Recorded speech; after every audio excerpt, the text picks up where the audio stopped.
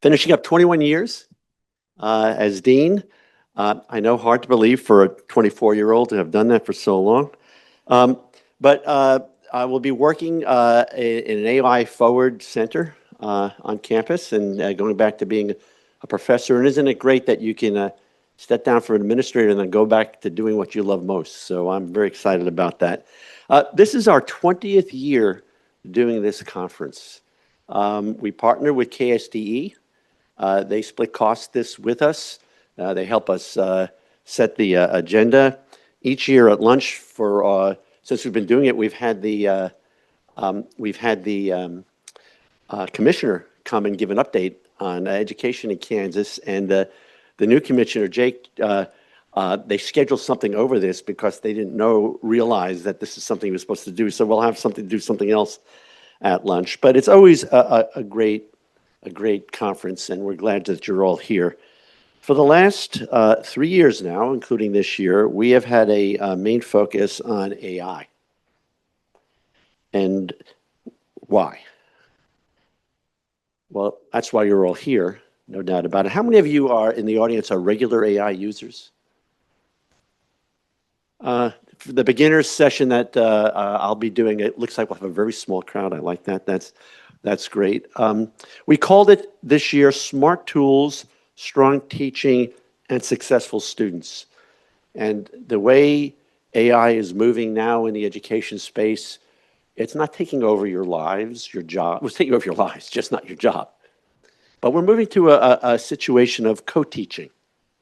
And that's the way to think about it. Actually, in the science world, we were learning, several of us here were talking to people at Google, talking about Eli Lilly is putting co-scientists, AI agents, in every single lab that they have, increasing their productivity and output for vaccines and finding cures for the diseases they're saying by 80 to 100%.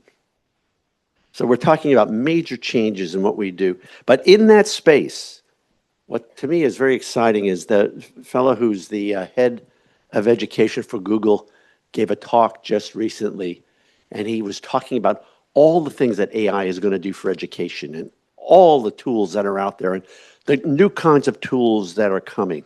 We're going to have some discussions today about agentic AI, and agents are coming and they're going to become supporters for students in classrooms, and I think it's really going to be a game changer in ways that none of us fathomed would be possible earlier.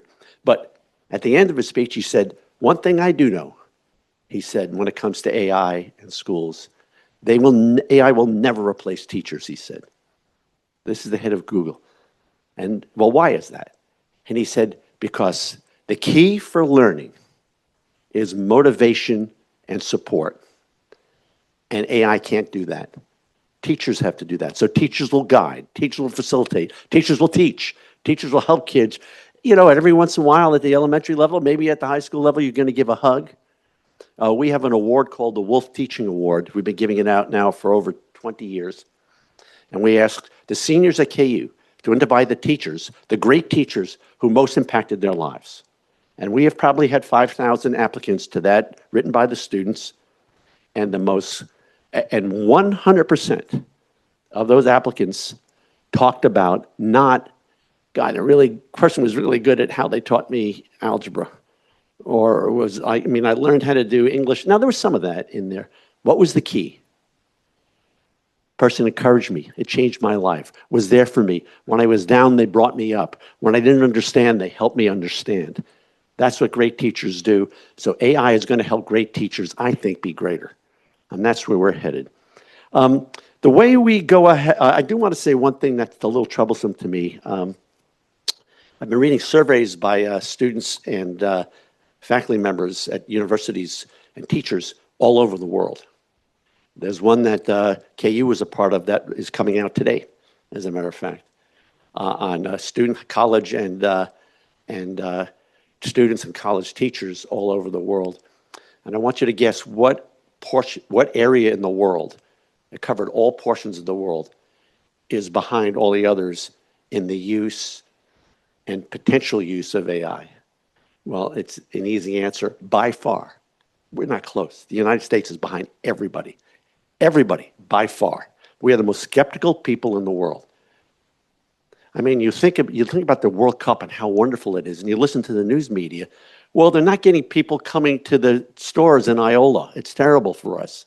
I mean, we are a very skeptical people, and it is scary to me that the country and the scientists that actually invented AI, our use is the weakest in the world. And what we're being told by employers that high schools and universities are lagging behind the needs that they have for the use of AI of graduates. So that's what we're here to try to talk about. Let's get the champions championing in their schools and move ahead that way. Our approach to this conference is fairly simple. We want to get you engaged into small groups at tables, and maybe some of you will get together and do that. We have great speakers in the morning and some hands-on things this afternoon. The approach is that every speaker will get about 10 minutes to give a little TED-style talk, and then they're going to ask you to engage at your tables and talk about things for about 10 or 15 minutes, and then we'll move on to the next one. So it'll go kind of like this, and so nobody will fall asleep. You'll get a few minutes to go grab coffee and food in between, and in the afternoon we have our more hands-on kinds of things. I think you'll find you're going to learn a lot here today. Hopefully you'll meet others that are doing things. I see some of our teachers in the room who've been working with AI in their classrooms, and every time I get together with the teachers from the schools we've been working with from the Center for Reimagining Education, you'll learn about the great things that teachers are doing with kids all on their own. And the good thing, frankly, is you have some experts here, and they can help guide and prod and all that, but you learn this stuff on your own, like anything else, right? And you learn from each other, and that, we hope, taking the approach that we are, is the strength of this conference.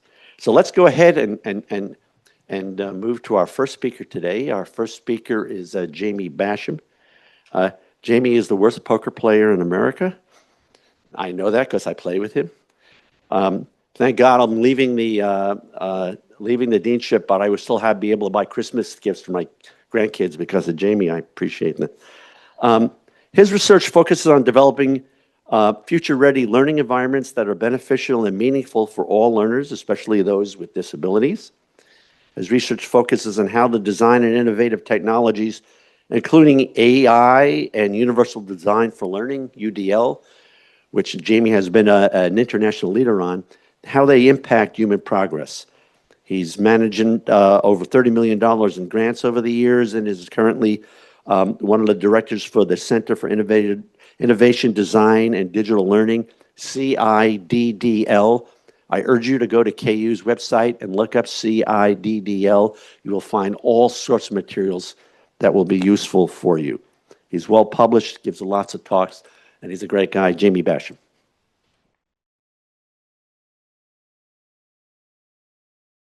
Thanks. So he told you my secret about poker is to lull them into pretending I don't know what I'm doing until I take them. So I'm going to take us back a little bit to probably the first time I demonstrated something. It was 2011, October of 2011, in fact. I had just come to the University of Kansas from the University of Cincinnati, where I was doing research on designing environments and looking at the interaction between the way we teach, digital design, using technology tools, and the environment itself and the impact on student learning. And I was called out to speak to a state legislature, which happens actually quite a bit in the work that I do. And this state was advancing a integration of technology. And what they were working on was like, how do we integrate throughout our state these digital technologies when we don't have the infrastructure, the technology, the funding to do it, et cetera. And so they were taking on things like bring your own device. They were taking on all these different sort of avenues.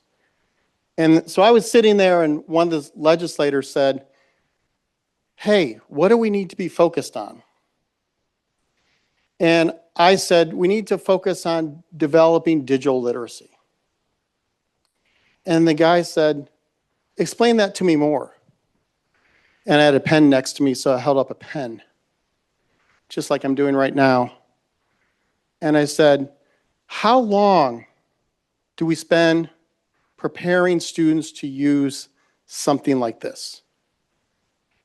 How many hours, how many days, weeks, years does a student focus on using one of these?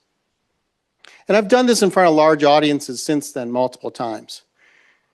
So usually the answer comes around, well, it took a year to learn how to handwrite, and my school did cursive, or my school didn't do cursive, or we did this other style, and in college I learned how to take these notes in a certain way, and it all had to do with one of these.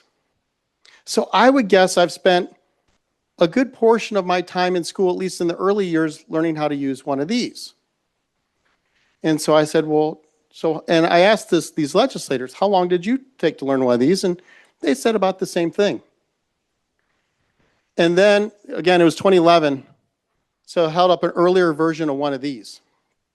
And in 2011, I said, we need to spend more time teaching kids how to use one of these because it's a more powerful technology. It's a more omnipresent technology that's going to impact a lot of what we're doing in society, not just in schools. And if we do a bring your own device policy, these are going to come into your schools and we need to be prepared to use them. And I can tell you, we don't have educators prepared to use them. We don't have building leaders, district leaders prepared to use them. We don't have parents that know how to use them. And we definitely don't have students that know how to use them. We know how to check things on social media. We know how to do, but we don't know how to use them effectively in the process of learning and the process of human betterment. We don't know how to use them. And they went on and they passed legislation, and this school, this state passed a BYOD policy. Now we're, 17 plus years into this policy? I run a national center that's funded by the U.S. Department of Education. We're a national technology center. I have colleagues in the room that are part of that center. One of the major issues that we have going on across society now is that we're integrating this newer technology called artificial intelligence. Guess what? Artificial intelligence, machine learning has been in this thing since I held it up in 2011. We've been using artificial intelligence since that time. Artificial intelligence has been around since 1950 or even longer, depending on how you define artificial intelligence. But now what we're seeing across the country is we're banning these things. We're banning these things because suddenly in society we've decided these things are bad for learning. And so I go back around and I say to people, how long did it take you to learn how to use one of these effectively? And they still go on and they say, well, I spent multiple years learning how to use one of these effectively. How many people in this room have received any sort of education on how to use these effectively in the process of learning? Any hands?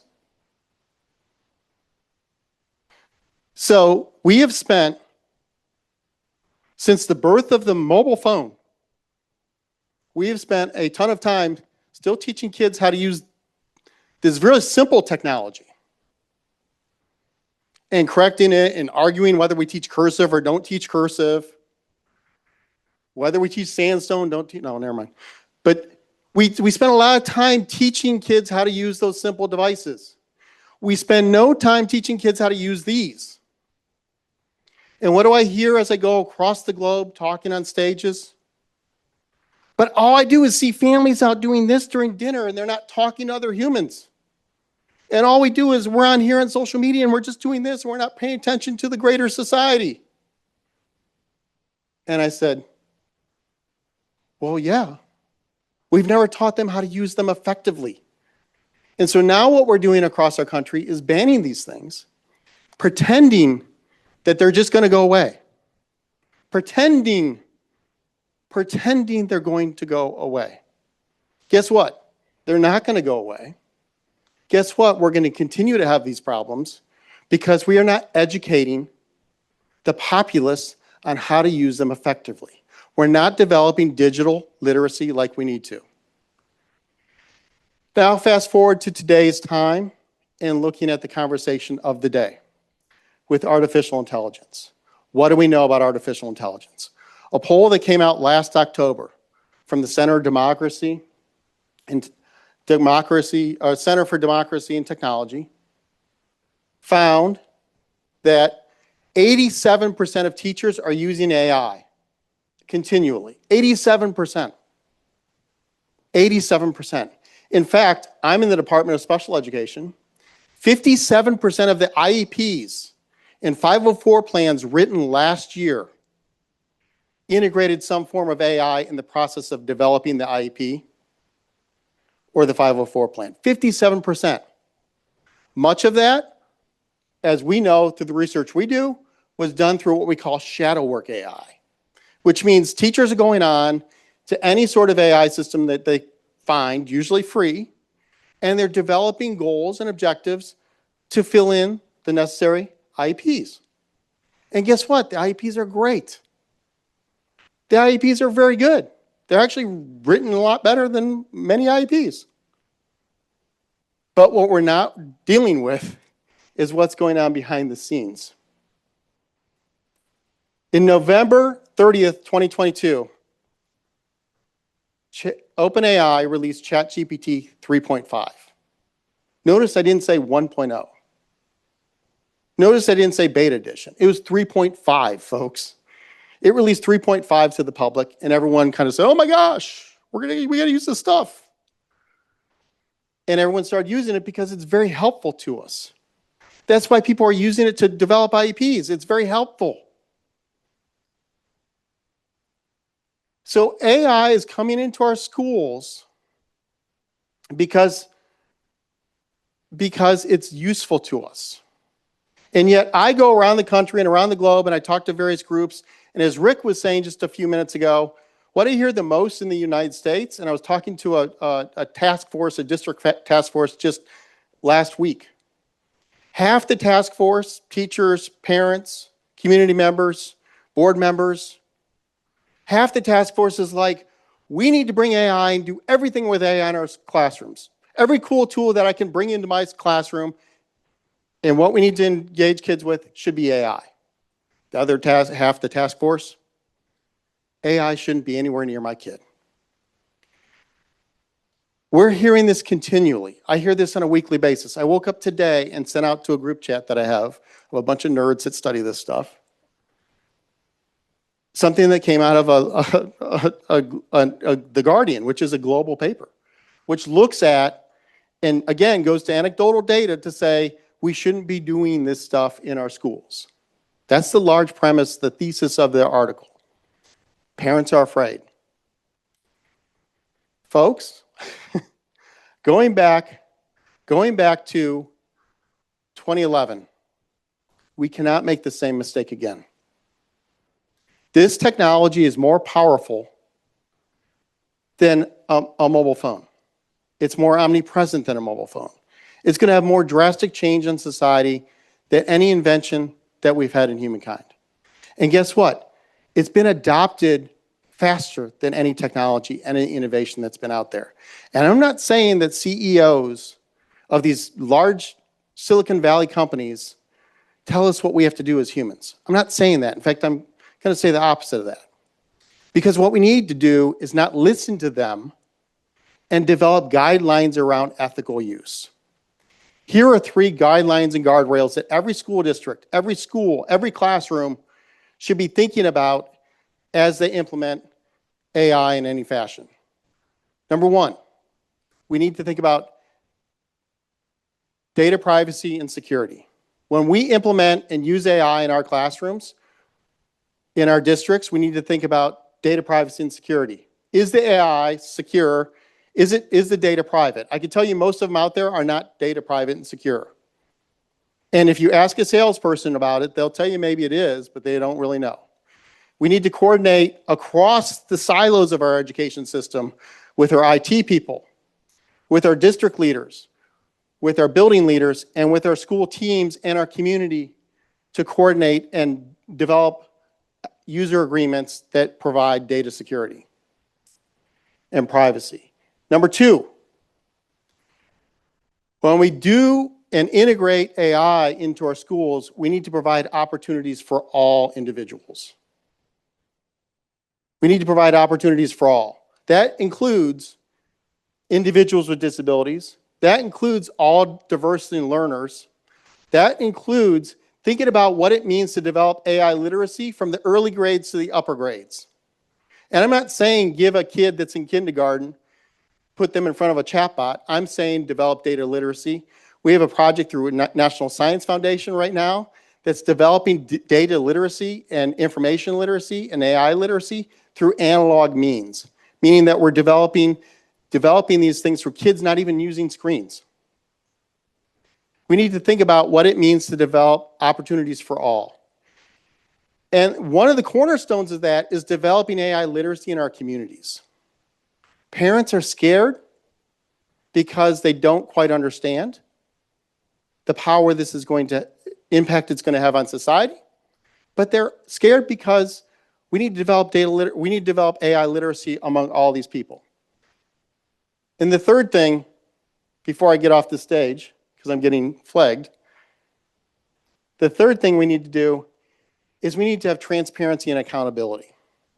When we make decisions to use AI in the work that we do, we need to be transparent about it and we need to take accountability.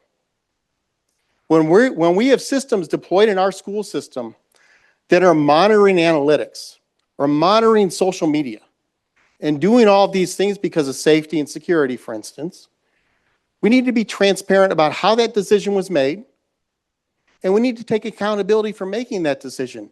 We shouldn't do things behind the scenes.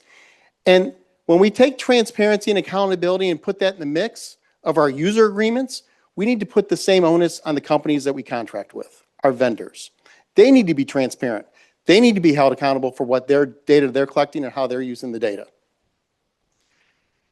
So at the national center that I run, CIDDL.org, as Rick said, there's a tremendous amount of resources there.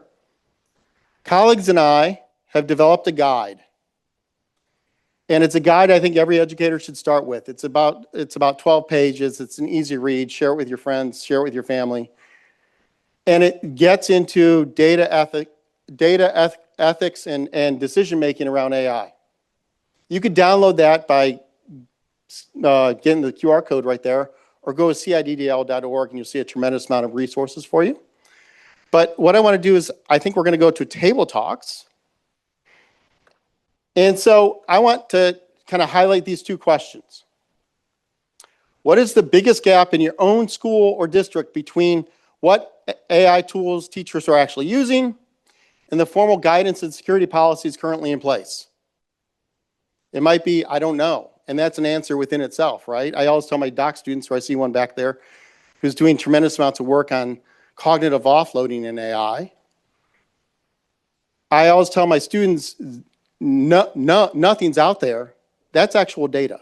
Not knowing, that's data, right? Zero is data. It may not be the data you want, but it's the data we have, and so we start from there. So that's one of the first questions I want you to talk about. The second question is, as we end every one of these talks that we do in education, what's an actionable step you could take this week or even next week or maybe even tomorrow to start closing that gap? Think about that. Those are the table discussions we're going to have. We have, what, 10 minutes roughly? 15 minutes almost to talk about these things. I'll walk around, but looking forward to having vibrant conversation on data privacy, security, and how do we set forth guidelines and guardrails on how we're using AI in schools. Thank you.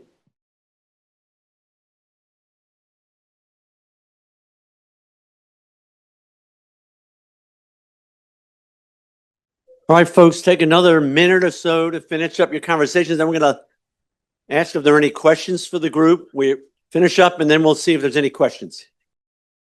All right, folks, let's see what questions anybody has about some of the ethical issues and guidelines and things like that. Questions arise from any of your talks? It's over there. We have quite a variation in levels, kindergarten, university, and secondary. And I think all of us are concerned, particularly at the secondary and university level, if students are using AI as a research medium or if they were using it as a production medium. Right. In my subbing that I did in secondary English this last semester, I was seriously concerned about the vocabulary and the fluency of some of these students that I knew couldn't write that in class on their own. And he was saying that too, that he's more concerned about the process and how they did the research, not that they just went in and put in a topic and AI'd it completely.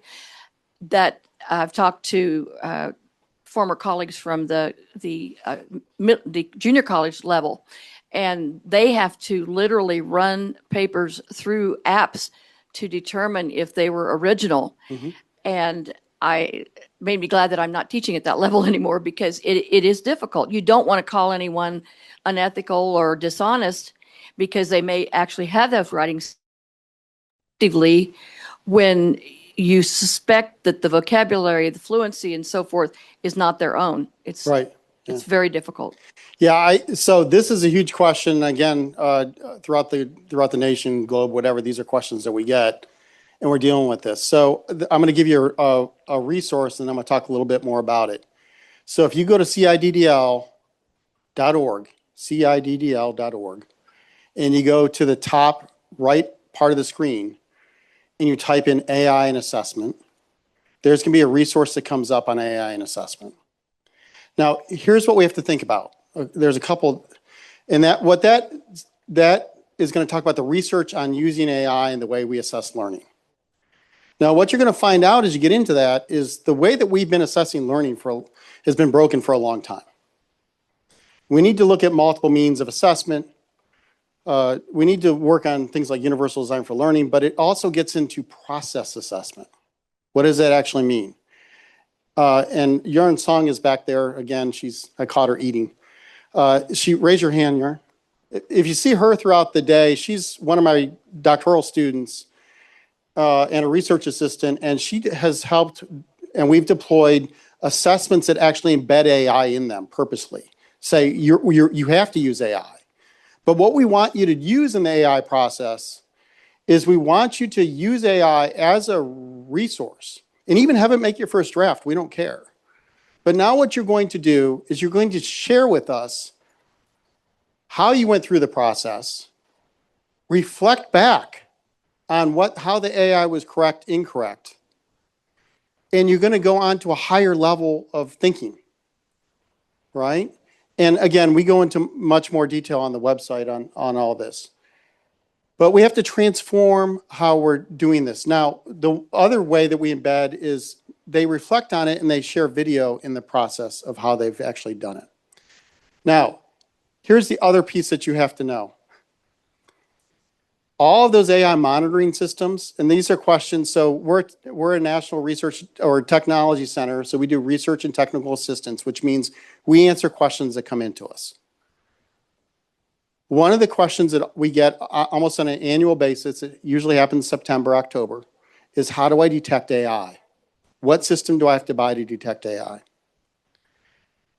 There is no current available system that detects AI in a reliable and valid manner. All of the systems out there that salespeople are selling school districts, and school districts are paying tens of thousands, if not hundreds of thousands of dollars to purchase, they might as well be selling you a magic pill because it's going to have the same impact. Data shows that these systems are not valid and reliable in data detection. But they're making a mint off schools and buying these systems.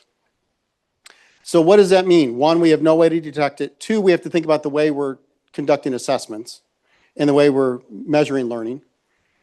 But then the third thing is one that goes back to that opportunity for all that I talked about, that second point.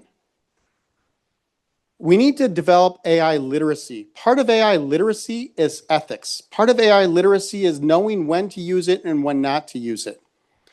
Part of AI literacy is knowing when to put the device down and have a conversation like you all did with other humans.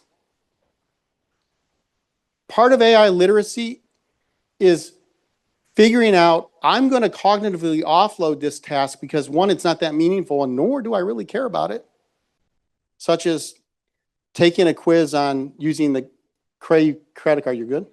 Okay. I'm not going to tell you how I've offloaded my cognition, but I've used it in some ways. But versus this is an important thing that I actually have to learn. So we have to develop all three of these things. But part of it is we have to transform the way we teach, transform the way we assess. If AI is going to be integrated into everything that we're doing in society, we need to think about what's actually purposeful and meaningful that we have to gain from these learning experiences. So my son, who's a geology major at the University of Kansas, he took a course this year where it was required that he does things on paper using paper and pencil, and he needs to spell all the words correctly. He needs to spell all the words correctly. And so I was like, oh, that's kind of interesting. My daughter, on the other hand, she was in a human science area and in exercise sports science, and many of them go off to OT, PT, med school, et cetera. And she was made to do the same thing. Everything has to be spelled correctly. Now, the people in my daughter's program said, well, it needs to be spelled correctly because if you misspell something, something terrible could happen to an individual on the fly. That kind of made sense to me. My son is studying rocks. He's like in the field studying rocks. In fact, he leaves to go to the Grand Canyon in a few weeks. He studies rocks. It's not like, misspelling a rock in the field is going to transform anything. But yet, this class, if you misspelled the word, you didn't get it correctly. You didn't do well in the class. So we've been doing this for a long time. We have to rethink the learning process and how we assess. And AI is only part of the issue because this has been a long time problem. So I think we're ready to go. If people want to catch me, I'm going to be here throughout the day. If there's other questions, I don't know if there are other questions, but I'm getting the signal we have to move on.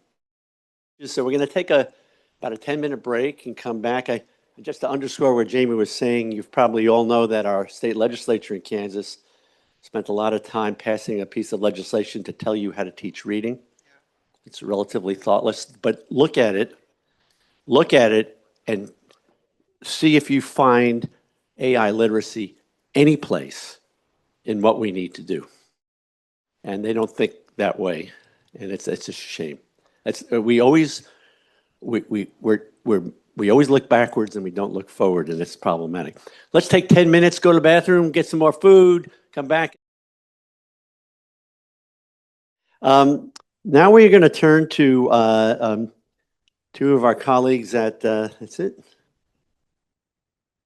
Two of our colleagues from KU.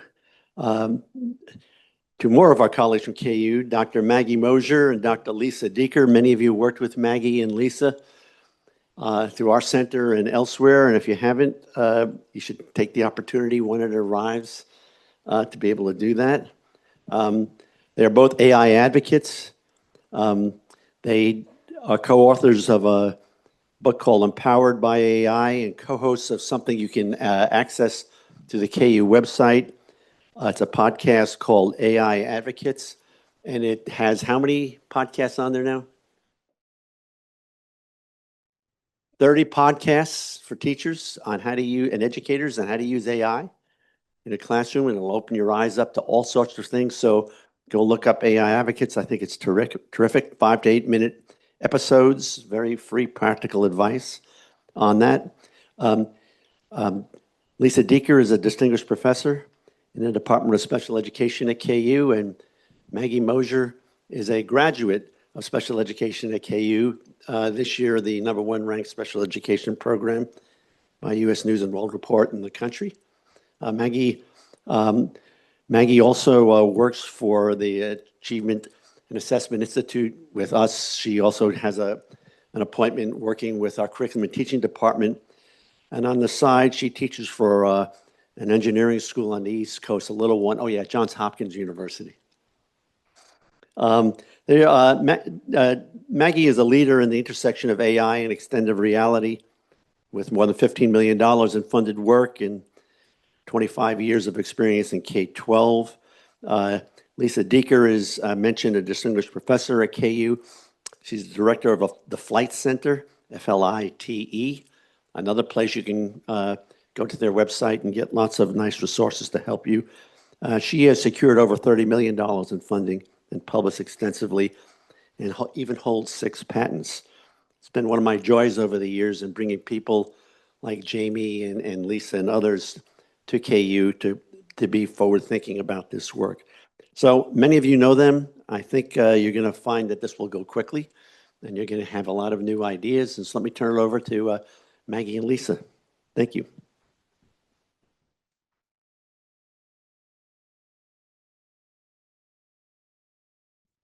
All right, so we're going to follow a script because we are doing something mandated by HR today. So it's going to be a little bit different. If you know Maggie and I, we tend to just like freeform, but we're going to try to follow a script because HR said we had to. So waiting for the other microphone. There we go. So we're going to kind of co-present, and Maggie's going to show you some things. We're breaking the rules. We were only allowed to show a slide.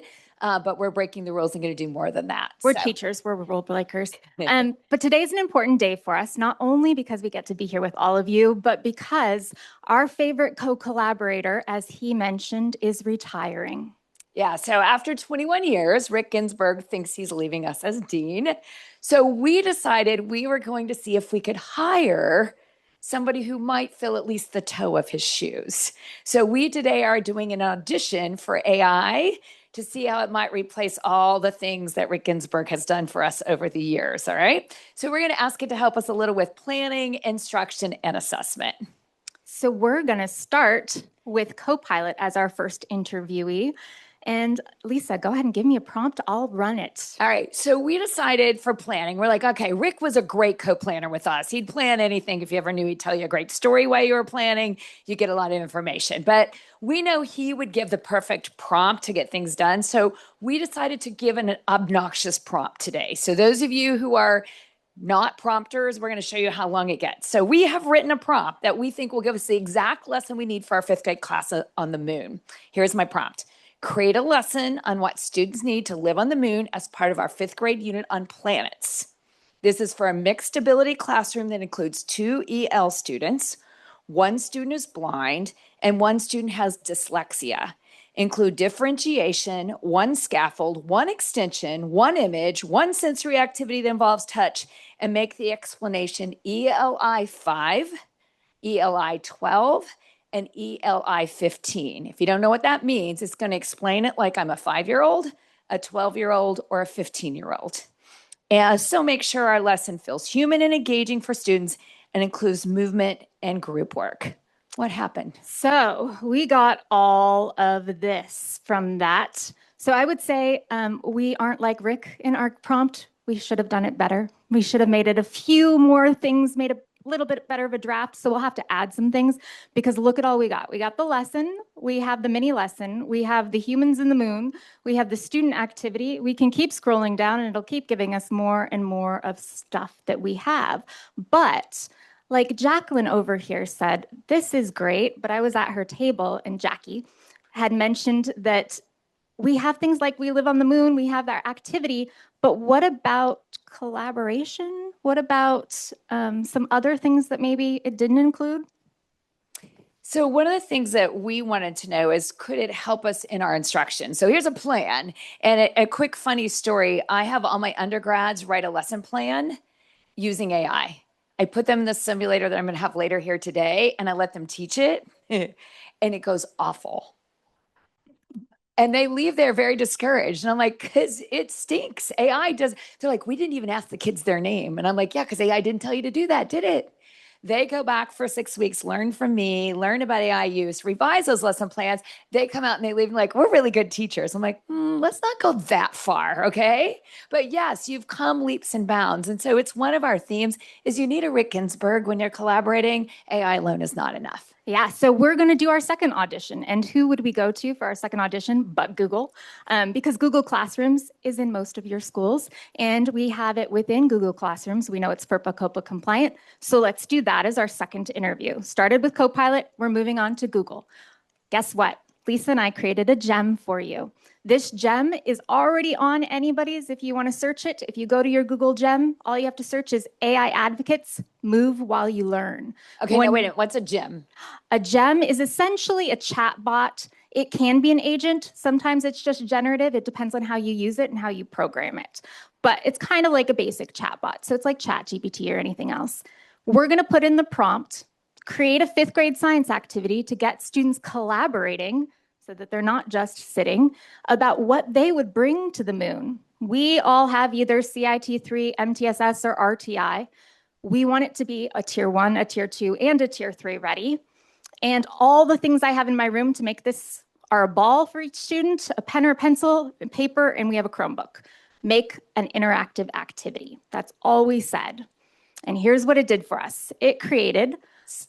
So this is where AI shines. So if you haven't tried it and you're like, I just don't know what one more thing to do in my class, it is a great co-collaborator. Not quite as great as Rick, okay? Because he will give you the honest feedback and tell you a story, but it will go quickly and then you get to make the decision because we want to keep reminding you the human is the person in charge here.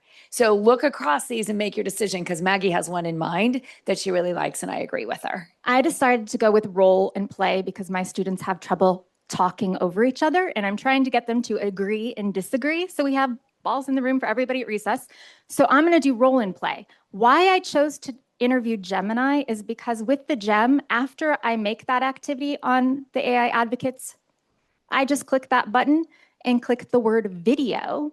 And guess what it's going to do? It's going to create for me a video in seconds to show them how to play. Class, today's activity involves you rolling a ball to a partner and giving feedback to their response. Using your 10 a.m. class teammate, complete these steps. Step 1. Write down what 3 items you feel are most important to have on the moon and a thorough explanation of why those 3 items were chosen, as well as how you plan to get these items to the moon for their use. Step 2. When finished with your writing, switch papers with your partner. Step 3. Both partners read the list to make sure it answers both what 3 items, why, and how to get them there. Step 4. If it does, you are ready to play. If not, hand it back for the partner to finish. I understand water is important to have on the moon, but have you considered nutrition? I didn't. I just plan to change our genetic makeup. Class, today's So what's nice about that is while I'm getting everyone a ball or using a student who needs to move to get everyone a ball and I'm prompting them, they're watching this and they can watch it as many times. I can loop it so that they understand the directions until I'm ready to go. And they're still learning how to play the game and how to respond correctly, but it's short. I never let them go over a minute long videos. And you can tell Gemini, I only want the video to be a minute, but I want you to put the step-by-step directions. So we had Gemini, our gem, create the game, and then we clicked video, and this is what we got the video. So one of the things that we really think is powerful here is for your students who might be more visual learners, you want movement, but notice a couple of themes here. So great co-collaborators. Maggie's a great co-collaborator. Rick's a great co-collaborator. But at some point, we don't have time to make a stinking 1-minute video. Okay. And if we did, it sure wouldn't look like that. And what we'd normally do is Maggie would say the directions, I'd say the directions, Rick would say the directions, and the kids still don't get the directions.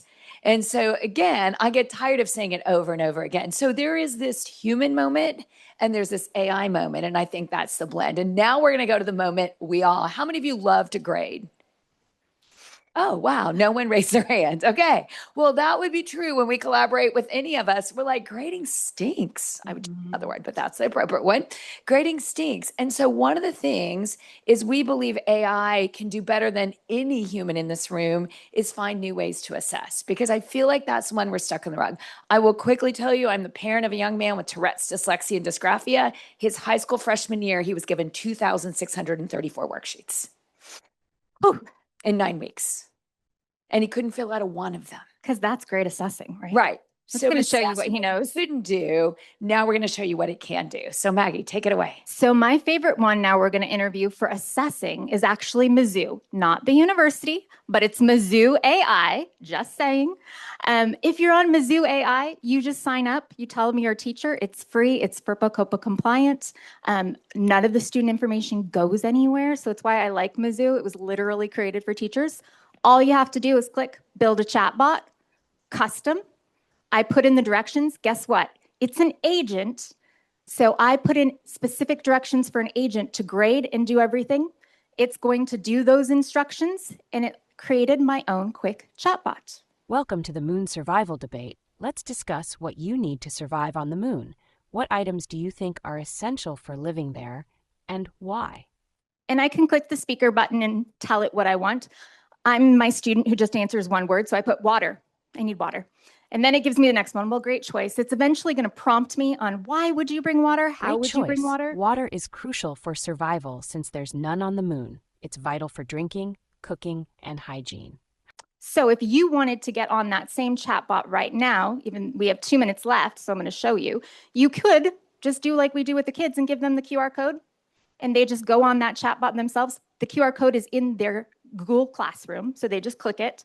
It literally takes them to the chatbot, and they're automatically in the chatbot in their Google Classroom. Even though it's Mizzou, they're still in their Google Classroom. And what's nice about that is everything the student says is then saved, and all of that information that's saved, I, as a teacher, can see. It'll tell me, it'll score them on my rubric. And guess what? I put the rubric in not just for do they know what to bring to the moon, not just do they know how to bring it to the moon, but also did they talk nicely back to you? So did they give you good responses when you told them, no, that doesn't go to the moon in that direction, you can't do that? Did you talk nice to them? Did you say? Because it gives them a chance to practice agreeing and disagreeing with the chatbot before I stick them with the student. Because the student's going to actually remember what they said. This will forget it, and I have the copy. So this is all the different places we could have auditioned today. Here you go. If you really want to know all the different places we thought, hey, this would be a good one to audition today, this would be it. I don't know why it's still doing that. And one of the things I think this says is there's so many collaborators, choose one and learn it well. I love that Jamie and I talk all the time about don't choose a tool, choose a platform. So we wanted to show you today that we used it for planning, for instructing and assessing, but we knew what our plan was for. We knew what our instruction for. We knew what our assessment was. We knew what our strengths and superpowers were, and we knew which ones Rick was lacking. So we could then use that to fill in for the spaces that we have. So Maggie, last thought. My last thought is, yes, we are losing Rick, and he is one of the best in ideas, imagination, innovation, instruction, and implementation. Do we think chatbots could do some of what Rick did for us? Maybe, but we really think he has a superpower. And so we have a small little gift for you that shows you as a superpower of educational innovation. So Rick, if you come up, we'd like to give. Could we get a standing round of thank you for 21 years of service? Congratulations. Good and stand up. Congratulations. Okay, I'll take off the shirt. And yeah, somebody get a picture of that. We need evidence. I know. We'll leave you to your questions. So our table questions are 4. We will let you just read them on your own, but they're on planning, on instruction, on assessment, and how do you see AI as a co-teacher or a co-collaborator. All right, talk away, and we'll be around if you have questions. Thanks.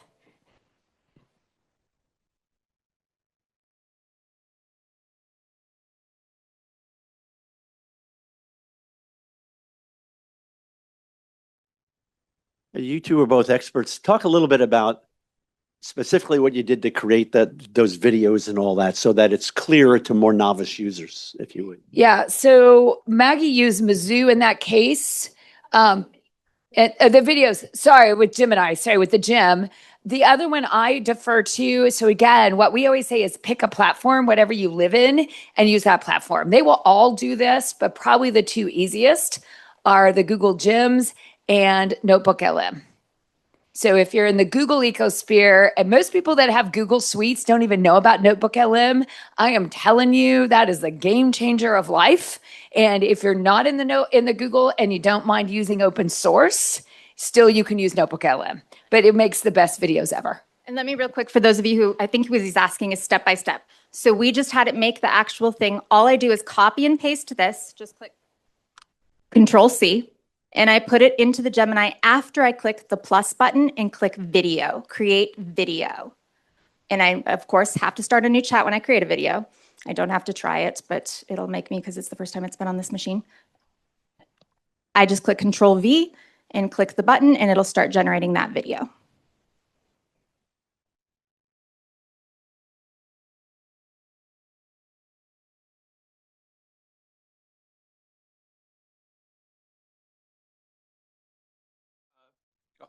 I've been really enjoying Notebook LM, but I'm still a beginner. What are some of the best ways you use it to help in your instruction? So I use Notebook LM in my college course for my syllabus. And I give it, so now when you get my syllabus, you can have a video, an infograph, a podcast, or you can read the boring PDF. Okay. And then I have a chat bot in my Notebook LM that only refers to my course schedule and my syllabus. It's called the Growth Mindset Chatbot. So that's kind of the theme of my course. And if you have a question you're never allowed to ask me, you must ask my chatbot. And then what I do is now I take those questions. And my first time I did it, I had 36 logged questions. Last semester I had 2. Because whatever they ask questions about, I just keep making my syllabus better and better and better. Because when they ask me, I don't jot it down real quick and go, oh, somebody asked me how to get the link to the blah, blah, blah. So I've just started making the things they keep asking over and over really clear, and I'm getting less and less questions so I can spend more time getting to know my students. And I'd say the exact same thing. I love that. I also take whatever the entire year's what we're going to learn. I put that in Notebook LM and my website, and then my syllabus. I stick all of those in Notebook LM. And then I have my students each make an individual podcast about themselves, but they have to ask Notebook LM, how does something that we're learning today apply to my life? And then when they make the podcast, if you click the button on the side of the podcast, it'll let you decide, I want a brief podcast, I want a long one, I want a short one. I make them do brief, it's under a minute, and it tells them about the student and how what we're learning this year applies to them. I'm excited because we're learning this. And then they just add videos using VO. So it's a movie that comes out with the podcast on top of it, and they love it. They all get to come up and present who they are, but also, guess what, we're gonna learn this, and I'm excited about it. If there are any other questions, let's get Liz one over here. Just before we get to that, we have many of our faculty members who complain that the college students aren't reading much anymore. And so what they've been doing is uploading their readings into Notebook LM, creating podcasts, and to a person, they say, for the first time in years, every student comes to class having read, listened to the piece.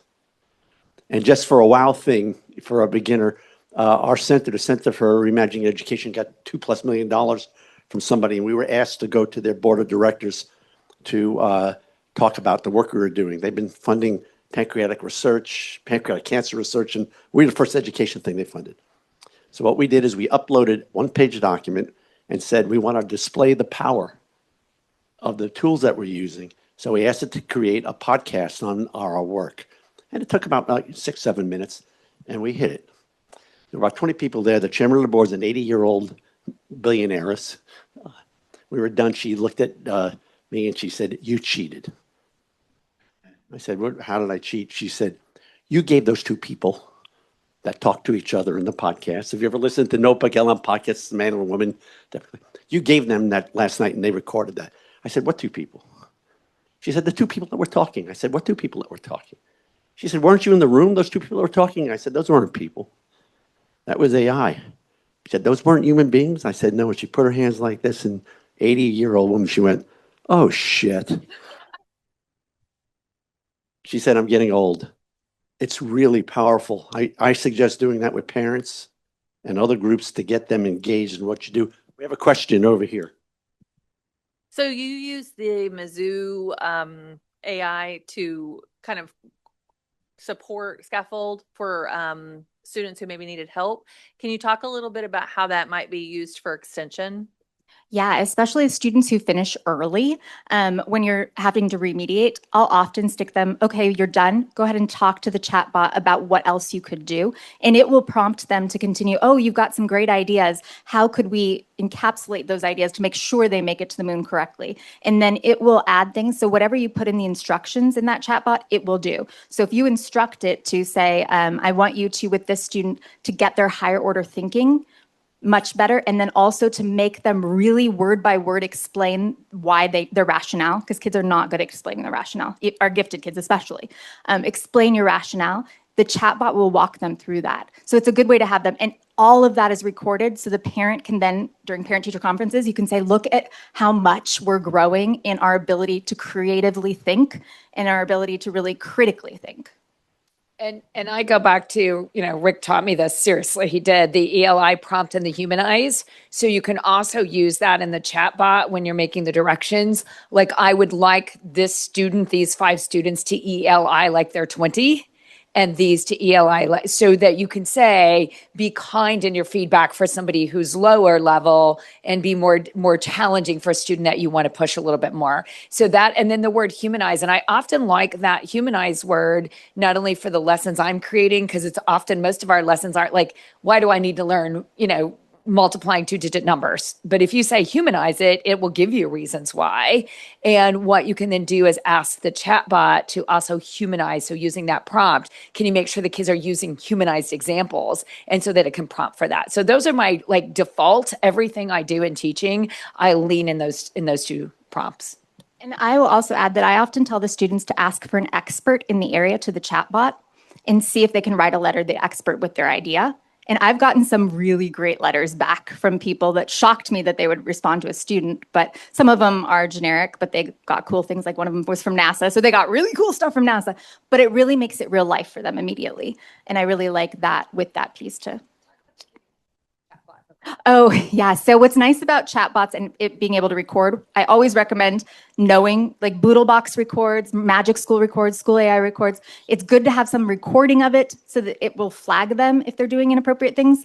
And this one student was telling the chatbot in response to Mizzou, no, I don't agree with you. I don't think that's right. No, I want to win the game and I need you to tell me how I'm going to win. And it kept doing that. And so it flagged the student for bullying the chatbot. So I knew that the student, so we had a conversation afterwards about we don't bully anything, not even machines. So real quick on the Notebook LM and all these stories, the other thing to think about here is how to empower AI literacy. Empower the students to make their own notebooks.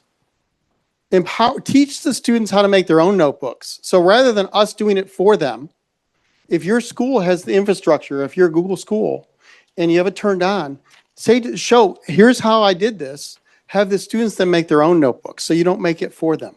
And that's just a little pro tip. One, it's easier on you and it's better for them. Well, let's thank Maggie and Lisa for their presentation. Well, now we're going to bring a real live human who works in schools to teach.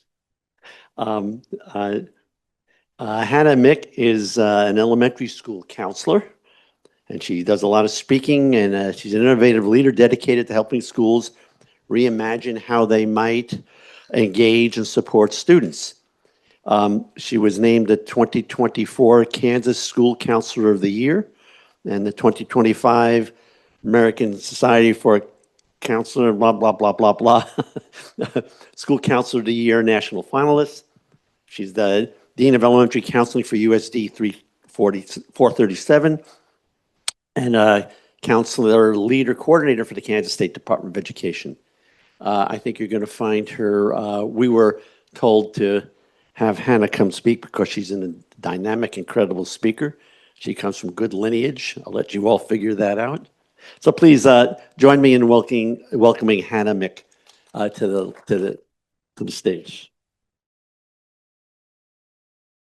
All right, now I want you to envision this. You're a third grade student, and your teacher has just announced to your entire class that you will be doing the most epic project of the entire year, the Wax Museum. This changes the entire dynamic in your class because students, as they say, are locked in. We have keyboards clicking, we see websites opening, and research is happening.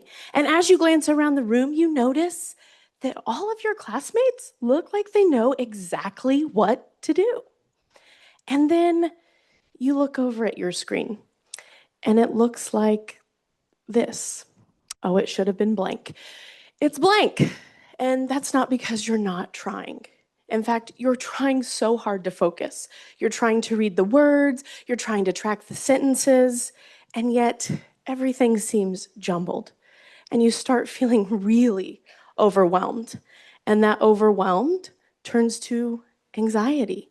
And as that happens, you do what most kids do when they're dysregulated. You distract your neighbor, you ask to go to the bathroom, to get out of the project, right? You start doing some of those things that help you feel better because this is really hard. And the worst thing about this is not the blank screen that you're staring at or the dysregulation that's coming around. The worst part is the story that you start to tell yourself. You start saying in your head things like, I'm not good enough. I can't do this. And I'm not smart enough. And as a school counselor, that breaks my heart because this is something that's not uncommon. This happens in every single school every day. And that's because the project of the Wax Museum, while it's great, it's not built for the way that your brain works and processes information. You cannot access information like your peers can. This exact scenario happened in my school with several students. And I had a teacher who was brave enough to say, what can we do? And I said, can I try something a little crazy? And she said, let's do it. So what we did is we built a student a chatbot to try out, to see if it would help them with their Wax Museum project. Now, before we all get into massive panic and we have heart palpitations and we get into our feels about, hold on, a student is struggling and now we're giving them a chatbot to do the work for them? Let me be the first one to tell you that's not how this works. Because what we say when we use a chatbot, we're not putting them on Google, we're not putting them on ChatGPT. We are creating a FERPA and COPA compliant chatbot that protects their privacy, a chatbot that I prompted, I built it. And when I say built it, you write a few paragraphs and you've made one. But this chatbot is designed with the boundaries that I set for the students. So if I don't want it to give my student information or answers, guess what? It doesn't. If I want it to stay on track, guess what? It does. And this is important when we're thinking about using these kind of things with students. The other part that is fantastic about something like this is there's a back end. And on the back end, I, as the educator, can see what's going on. And I love that because I'm in elementary. I want to be able to monitor things. It's not as a gotcha, but it's more of a way for me to look and have a window into their learning. I can see where students are being challenged, where they need help, and when I need to step in. The other thing I love as a counselor is it gives you safety alerts. It flags things if there's something that's been said that's not appropriate. And I love when that happens because I want to have that conversation at elementary school before we even get to middle and high school.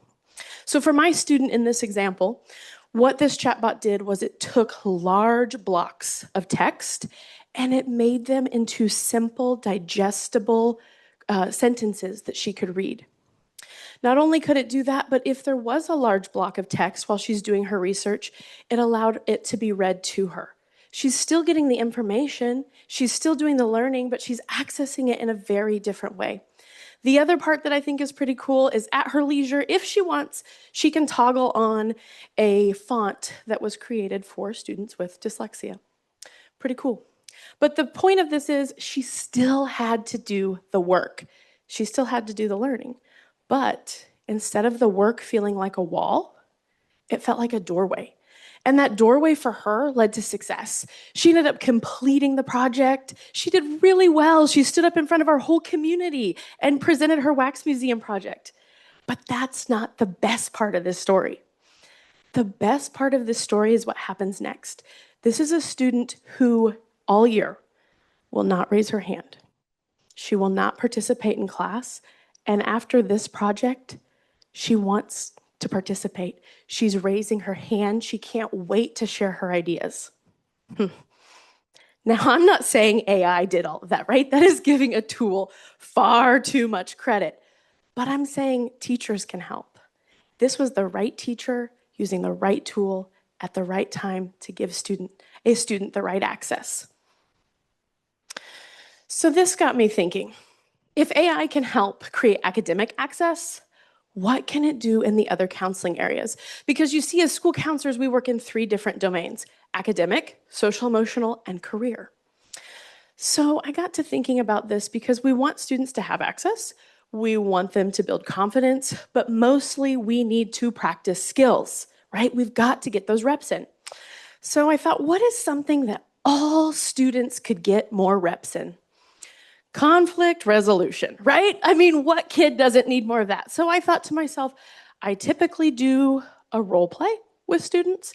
And, I love a good role play because it reaches students and it allows them to do a little trial and error in a low stakes kind of pressure thing, right? They can practice a skill, they can make a mistake, and then they can try again. But there is a problem with role play. It doesn't reach every student. You'll have a student that raises their hand that doesn't get called on. You'll have a student in the back that's like, I'm not doing that, no way. And then you'll have students that need more think and processing time, and a role play moves too quickly. So I thought to myself, this is a traditional tool. It's a good counseling tool. I don't want to abandon it, but I think it could be better. So what I did was I taught my lesson. We practiced the skill together as a group. We did a role play, but then at the end of class, everybody got a few minutes with an AI chatbot where they could practice. That means every single student in my class got to practice. The student who raised their hand that didn't get called on, the shy kid at the back of the room, the one who needed more think time to process, every single one of them got practice, and that matters. Now, I had one other instance of this where I was doing a small group with girls, and it was a friendship group, and they were not real into practicing the skills. They were like, why are we here? And I was like, well, So one day I said, girls, we are going to practice in a new way. Today, you won't believe it, Taylor Swift and Sabrina Carpenter have called, and we will be practicing some conflict resolution with them. What? Well, they're not really here, but I have created a Sabrina Carpenter and Taylor Swift chatbot that you will practice with today, and you will help them solve the conflicts they are having, and you will not believe what's going on at the talent show. Suddenly, we're locked in, right? So AI can create these creative outlets for students who now are wanting to participate. It's relevant and it's fun to them. But AI didn't change my counseling practice. AI didn't strip me of that tool. It just changed the way I do it and allowed my students to practice differently. So that led me to career development. That's our last domain. And when it comes to careers, oh my gosh, careers are changing rapidly right now, right? Things are being blown up. And I also know as an elementary counselor that by 3rd grade, students have developed a bias of what they can and cannot be based on race, gender, socioeconomic status. And that really bums me out as a counselor because I want these students to know that they can be whatever it is that they want to be. But then, the cool thing? When you use a tool like AI, in this particular instance, it doesn't have a bias, right? It doesn't know who you are, it doesn't know where you're from. And so that's kind of what I did. Because when I have a student come to me and say, hey, Mrs. Mick, I like photography, I like journaling, and I like traveling. What can I be? I can try my best, but I am also limited by my own exposure. So when I say, well, how about a travel agent? And my student says, how about that's really lame? I say, yeah, how about you're right? And so we can use a tool like AI. And in this case, that student with those 3 career interests came over to me in the middle of the lesson and she said, hey, I need a piece of paper. And I said, hey, you're going to have to finish your research first. I've done the research. I couldn't believe it. She wanted an extra piece of paper because she was going to take that home and explain to her parents exactly what she wanted to be, a cultural journalist. Not in my counseling vocabulary, unfortunately. And in a position like that, that's pretty cool. But the best part, it told her things she could do today, things she could start practicing right now. You could journal, you could scrapbook, or you could start a blog with your parents' permission. She thought that was pretty cool. Now that's when it's not just career exploration, we're talking possibility. And that's kind of where we need to move with this AI conversation. We keep talking about, should students use AI or shouldn't they use AI? The real question we need to be asking is, how do we help them use AI with intention? Because yes, we know you can misuse AI. We know it's bias. We know we need strong ethical guardrails, and we know we need adults monitoring what they do. But when we strip students of this, we are not preparing them for the future. But when we use AI with intention, we can create access. Access for the student staring at the blank screen. Access for the shy student in the back that didn't want to come up and do the role play. And access for the student who the first time in her life figured out something that matched her career interests. And that matters. Because with AI, the tool is not the transformation. The transformation is what happens when a student feels capable. And that's the type of future I want my students to be ready for. Sure.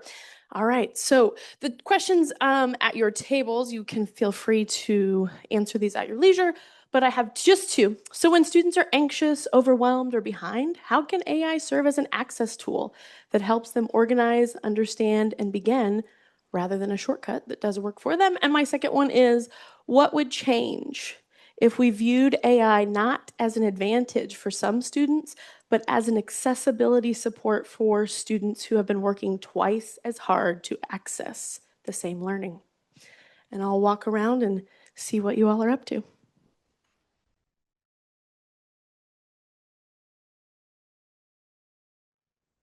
Everybody, let's get into our conversations and we'll come back with some questions. I do want to mention that my son was in high school and he was having some emotional issues. They gave him the Strong Campbell, I think it was, to identify his career path. And it came back that he should be, Lisa, you'll love this, came back he should become a beekeeper. And my son came home to me and he goes, Dad, what the blip is a beekeeper? I mean, he was depressed about it for weeks. Imagine if he had had this kind of direction to ask questions and to humanize it and all that. So let's talk amongst ourselves, see what thoughts you have and any questions that come up.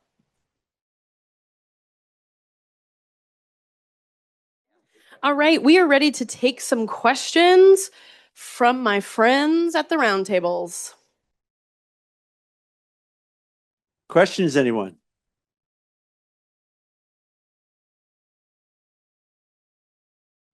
Oh, my friend over here. Over here. So my question is about something you said during your presentation, creating chatbot. And so I believe it was for conversation, like they could talk to the chatbot. And you said that it's also COPA and other like compliant, other laws that legally so my question is about the legal aspect of that. Usually these AI companies, they store the voice and all the inputs and they train their AI and the LLMs, and that becomes part of their repository. How can we navigate those things that we could save, like kids' voice, for example. Who knows, they take a sample of one of the kids and they make it as like public, one of the voices of AI. Sure. So how can we navigate this? Do you have anything to say? So one thing, I mean, obviously you want to follow your district policy. Whatever your district is saying, platforms you can and can't use, that is where I would start first. You also want to make sure your principal's in the loop to kind of know what's going on as well. But from what I've been told, like my favorite platform to use, and I'm not here to sell this or anything, I like it as a counselor because I feel like it is the most safe. From what I have read and from who I've talked to and the tech directors I've spoken with, I do like to use School AI.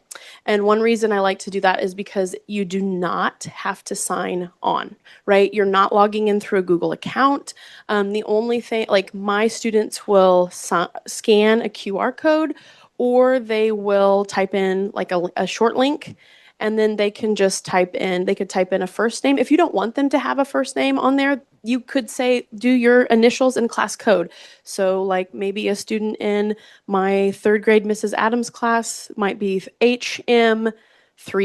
And then I know, oh, that's Hanna, Mick, and Mrs. Adams class. So you could do it that way to protect the privacy a little bit more. But I like to look and make sure it's FERPA and COPA compliant to protect the privacy and data. And then there's another credential, which Jamie can tell me if this is right or wrong, but if it's SOC 2, they've been telling me that is really like locked down, like bank level security. And so that platform has that. I cannot speak to others. And so that's what I'm trying my best. I don't want to put kids on something where it is going to harm them or their families or something down the road. So that would be my best This is a great question. It's come up in our center over some of the things that some of the schools have chosen to do and not do. I mean, if you have Magic School AI, if you have a license for that, everything stays there. At KU, we're a co-pilot school. Everything's, am I right or wrong on that? Depends on which license you have. Then that's what you've got to check is what your license protects and doesn't. At KU, anything that we do on co-pilot stays on our server and it doesn't. So those are some of the ways around this, but it's legit. And before we go to the next question, Hanna, just go step up on the stage for a second. Oh yes, my shoes, I'm guessing. Hanna has by far the best shoes of anybody here. If you haven't seen them, yes, I want you to walk across stage so they get to see them. All the way. So. I didn't know this would be a fashion show. Very good. Yeah. I am wearing my Beatles socks, everyone, if you want to see those. Other questions before we go on to other fashion discussions? Yeah. Beatles, yes. You all remember the Beatles, by the way, maybe. Oh, yeah. Any other questions? Human AI, human peace. Oh, yeah. So just. Human AI, human peace. Yeah, keeping the human in the loop. Did you have anything you wanted to say with that? No. We want them to be able to have access to it all. But then we want the part of being a teacher in that relationship piece, we can't give them, oh, here, go talk to this chat and help you feel better. Right. Like the anxious and overwhelming is concerning that they would be talking to this chat versus hopefully finding that human piece. Oh, sure. So we kind of talked about that over here too. I think it's a great place to practice things, right? Like if you are wanting to have a tough conversation with somebody, maybe you could have a practice, but I'm not wanting kids to turn to this instead of an adult. I do have, in the past, I've had students who I am working with them one-on-one on a skill, right? And maybe they want more practice or they need more practice, and so they could utilize it in that way. But it's always a kid that's a checkout kid, right? So check in, check out. So I see them in the morning and I see them in the evening. So if I see them before they go home, I'm checking the chat too. So I'm seeing if they used it for practice today. And then that way I am doing human up front. We're checking in, how are things going? AI in the middle, and then I'm sandwiching in at the end and checking in again and having conversations about that. But these are also kids, when I'm doing that, these are extroverted kids, right? I am leery about my introverted students utilizing it in that way because they're already nervous to talk to maybe an adult. So I think you have to just really use your spidey senses and be very, very careful on things like that. But I think it's a good place for practice, not a good place to defer, hey, you're having a hard day, go talk to a chatbot. I'm not about that. You're having a hard day, I'm here for you. I'm going to give you a hug. I'm going to pat you on the back. We're going to get through this kind of thing. Yeah. We have Jessica Asbury is here. I'm going to embarrass you a little bit. She's one of our CRE gurus. She's one of the leaders in the Piper School District. And every time we talk about this, Jessica always reminds me, human-centered, human-centered, Yes. human-centered. And I think that's the core of what we have to remember about this. Keep it human-centered. Final questions on this? Yeah.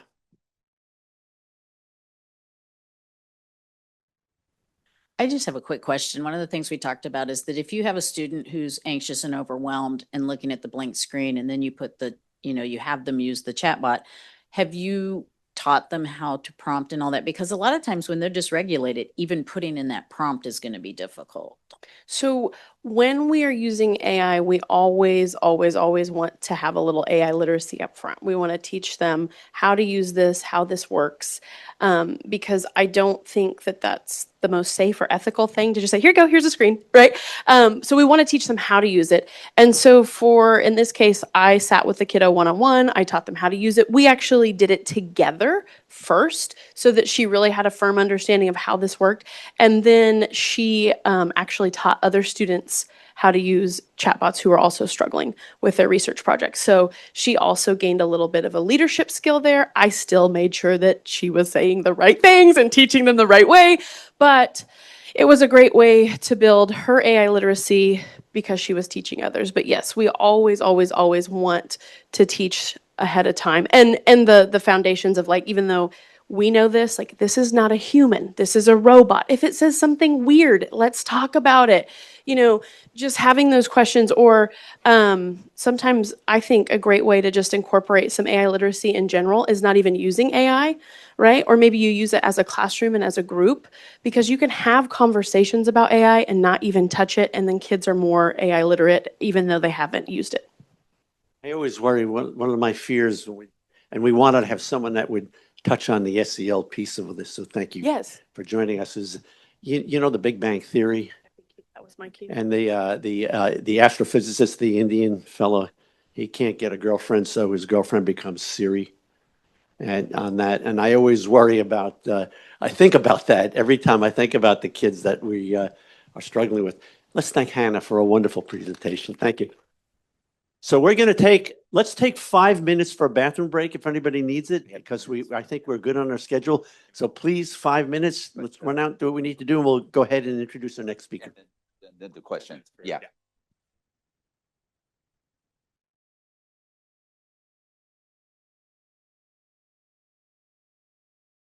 Well, it's my honor to present our next speaker. Some of my colleagues came to me and they said we should invite Doug Hohulin to come speak to us. He's connected with the Kansas City AI Club. And I said, what's the Kansas City AI Club? You should know about this group. And Doug is very, very, very engaged with that organization. He'll talk about this, and he's very engaged with education around AI, and we hope that we could get someone to talk about workforce needs related to AI instruction. So Doug is a board member of the Kansas City AI Club and the Texas DOT Connected and Autonomous Vehicle Task Force, which he'll talk about, I think, a little bit in here. He works on AI in healthcare, regulation, governance, and policy, road safety, AV, education, and energy. He's worked with Motorola and Nokia for 33 years and in strategy, business development, and engineering roles, and was a former KU School of Nursing Advisory Board member, an affiliate of the KU Cybersecurity Advisory Board. KU has a big footprint in the cybersecurity area. Well, I'm thrilled to have Doug here. He's going to open up new horizons to all of us about people not just in our sector doing things and what workforce needs are. Doug, thanks so much for being here. Appreciate it. Thank you. Appreciate that.